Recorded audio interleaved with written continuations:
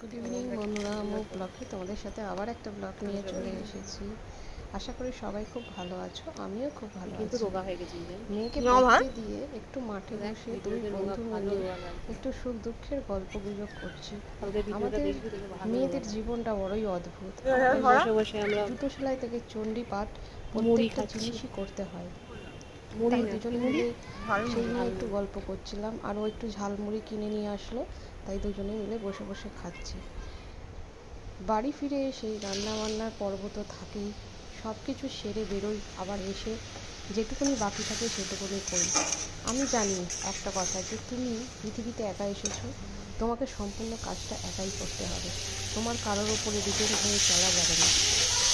সবার ভাগ্য তো আর সমান হয় না, সবার ভাগ্যে সব সুখ পাওয়া যায় না।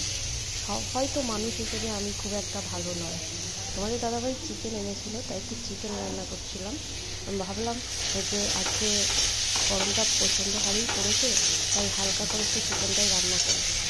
কিন্তু তোমাদের দাদাভাই বলে গেছে যে চিকেনটা একটু কারি করতে। সব কাজ সেরে নিজের জন্য একটু সময় বের করে ফেলি। নিজেকে সময় না দিলে নিজেকে বড়ই অপরাধ বোধ মনে হয়। কারণ পৃথিবীতে তুমি যখন এসেছো, তোমাকে কিছু একটা করে যেতে হবে। সেটা তুমি তোমার নিজের শিক্ষাগত যোগ্যতা দিয়ে প্রমাণ করে দিতে পারবে যে তুমি কিভাবে, কোথায় কি করতে পারবে আর কি করতে পারবে না। সবসময় সবার সাথে সব কিছু আমি খুব শেয়ার করে দিতাম। নিজের খারাপ ভালো, নিজের ভালো লাগা, নিজের খারাপ লাগা, কষ্ট, সব কিছুই আমি সবার সাথে শেয়ার করতাম। কিন্তু এটা আমার জীবনের ভুল। এটা নিয়ে আমি পরের লোকের থেকেও বেশি নিজের লোকেদের হাস্য কৌতুক বশত জিনিস হয়ে দাঁড়িয়েছি। যাই হোক, তোমাদের সাথে আরেকটা ভালো জিনিস শেয়ার করে দিচ্ছি। এটা তোমাদের দাদাভাই আর আমার পিকচার বহুদিন আগে দিয়েছিল আমার ভাইয়ের বউ, ছোটো ভাইয়ের বউ আমাদের অ্যানিভার্সারিতে গিফট করেছিল।